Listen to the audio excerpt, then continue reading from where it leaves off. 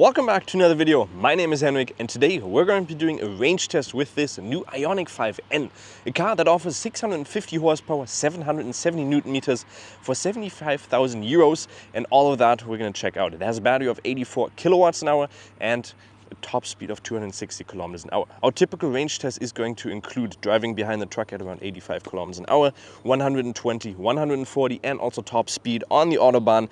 And we're going to see what the average consumption is, what the average range you can get with those speeds, what the cost is per 100 kilometers at those speed, and all of that we're going to list at the end. So make sure to stay tuned and check out all about this car in this video. So let's get ready for our first test, meaning we're stuck behind a truck now who is currently driving around 89, probably going to slow down to an average speed of around 85 with a two construction zone. The starting price of this car is going to be around 75,000 euros. We have two extras in here, which is the seat package, which gives you Alcantara heated seats and ventilated seats, and also the matte blue color from the outside, which looks really nice. In general, I think the car looks very nice from the outside with all the extra touches. I'm not the biggest fan when it comes to design of the normal Ioniq 5, but the N version with all the extra added aerodynamic touches, it just looks really good with the color, the red and the black. What do you think of it? Let me know in the comments. The price of this is going to be around 77,000 euros then, which I still think you're getting 609 horsepower, 650 if you have the boost mode on, 740 Newton meters, 770 with the boost mode is quite good. However, the target audience for this car is, well, kind of weird because it's an electric car with a lot of power, not much range, still practical, and it is fairly expensive if you're just using it for a car that you want to have fun with. So it is kind of that, okay, I gotta be rich to get an electric car as a second fun car. The interior has also changed quite a lot. You get these bucket seats which do look amazing and also feel comfortable. If you have a wide upper body, then they might be a little bit squishy, but that's, well, the normal with any bucket seats. The steering wheel is really well done with all the touches on here.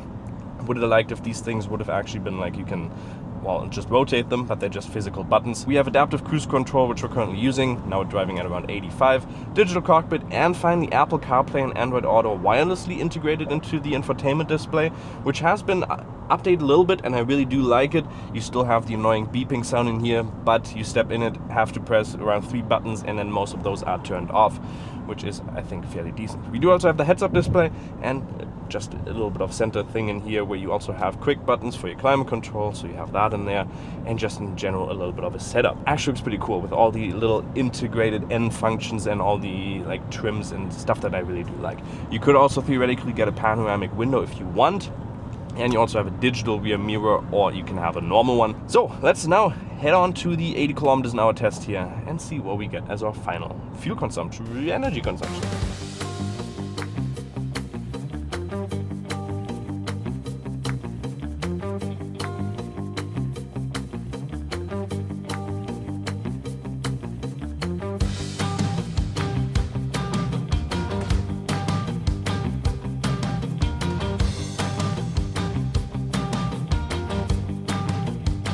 And now the time has come where I will do my favorite part of the test, which is basically to see the limits of this car when it comes to the top speed. 650 horsepower you get if you press on the nitrous button or the NGB button, which is up here. I love this button because for 10 seconds you get the full amount of power of 650 horsepower, otherwise you get 609. We're going to test that out now and we're going to talk you through it. So first of all, you have 2 buttons down here. One is for your engine sound. You can hear a little bit, it's turned on now, but not in the most, well, expressive sound. If you put it the other one, which, well, the other button is for your custom mode. So if you press that, you can hear you have gear shifts. If I put it into custom 2, that's the mode I've set up with everything being the sportiest. That's what we're going to use now. And now I'm going to go onto the left side and try to go as fast as I can. This is currently in the D6, so the 6th gear of the car, even though it only has 1 gear. But let's put the nitrous mode down and see its kick here in a second once this car in front of us goes away. So top speed is 260, 0 to 100 in 3.4 seconds. Let's see, put it down here at 120. Look at that punch, Jesus, 150, 160, 170, 180, 190. That is just insanely quick. You only get that for 10 seconds, otherwise, I mean, 609 horsepower is still insane, but it's just ludicrous how fast it still punches you at 120 kilometers an hour, up to 190 in no time. And then you get these gear shifts, which do actually sound pretty cool. But like I say, at high speeds they're not the greatest.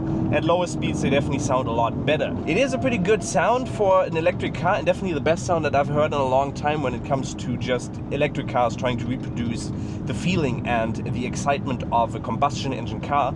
And this definitely does it, with being able to shift. Like, I can shift down now, and you can see. And then if I go down from the gas, there will also be some burbles and pops and bangs in the back by the sound generator, which now it might sound a little bit funny and might just be a little bit like a gimmick, but it's a cool gimmick and it's really well executed. You even at the gear shifts have that punch in like that little short time where it needs to shift. You have that feeling of being kicked back into the seat, which is really cool in my opinion. There you go, you have that little bit of the engine backing up on itself and that little bit boom, boom, which is really typical on RS5, which you can hear from the outside. It is a pretty cool feeling and a pretty cool thing, but it is so cool. I still think it does sound pretty good at 6,000, but as soon as you get closer to the red line, it just gets very mechanical and just doesn't, well, not mechanical, but very computer-esque, and it doesn't sound too great. But you in here, for instance, have, I think, over like 20 different racetracks in the world where you can have a lap timer, you can see all the details on the racetrack, you have a lap timer, you can choose the torque distribution, you can have an end pedal, you can have a race mode, a drag mode, a drift optimizer. Just so much great stuff in this car, and with these bucket seats, you really do feel at home in trying to drive this car faster and sporty. It really is a good complete package and just fun to drive. Sadly, it is quite a lot of traffic right now, so I can't experience this car to its fullest, but N mode or nitrous mode, and it just kicks you around. You can overtake anybody on the road. If there's an RS6 in front of you, like, oh, get out of my way. Okay, never mind, we're the exact same speed if you get the RS6 performance. But it is just ludicrous. The amount of fun and just the amount of punch you can get from this car. It is so well done, and probably the best electric car that I've driven that is trying to impersonate a combustion engine car.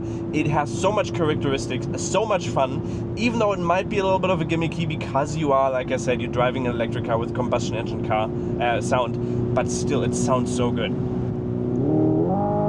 Shifts down. That doesn't sound too great. There's that little kick, and then the pops and bangs in the back. Just spat there a little bit, but who cares? It is really fun to drive, and let's see where we can get with these top speed. Obviously not too clear, but let's start a time lapse and let's go.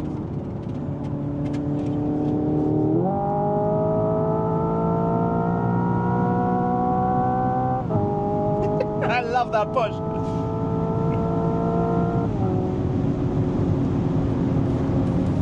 Let's now take a look at all the numbers. So the 100 kilometers an hour test, we had an average consumption of 14.6 kilowatts an hour with an average speed of 79.3, and the total time took us 69 minutes, actually the longest time we've taken so far. That would give you a theoretical range of 575 kilometers if you use the total battery, which most of the people don't do, but theoretically you would get 575 kilometers. Just a figure on the side, the Ioniq 6, for instance, had a top range of 744 kilometers.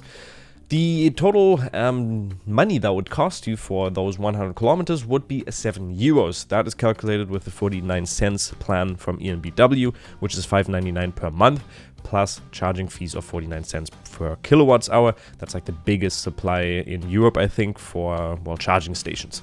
So that is one reason that I like to use them, because otherwise you're going to be spending around 89 cents. Most people don't use that. The 120 kilometers an hour test had an average consumption of 21.2 kilowatts an hour.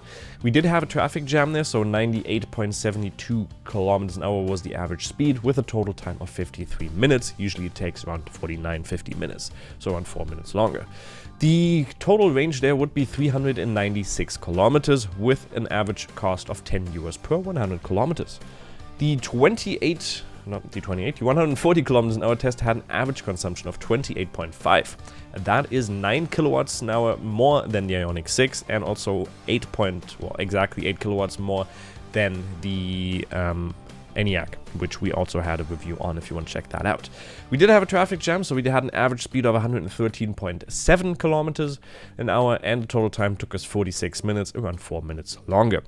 It is just holiday season. Well, the holiday season is ending, so there's a lot of people going back to their cities, and therefore there's just a lot of traffic on the road.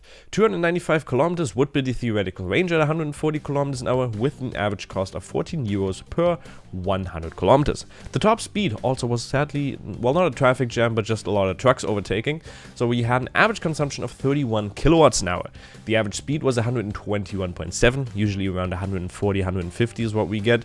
Total time 43 minutes with a range that you theoretically would be getting of 271 kilometers. The average cost there would be 15 euros. If you were to go faster, around 16, 17 euros. I'd say the consumption would also go up to around 33, 34, so fairly high. Hopefully you guys did enjoy the video. Let me know what future cars you'd love to see on this channel about this, and also make sure to check out all of our other videos on the channel. Would really help out, because these videos are expensive to make, but I just find them very, well, informative, and just it's to get me know the car a little bit more. Hopefully you guys did enjoy. Make sure to like, subscribe. We'll see you next time. Bye bye.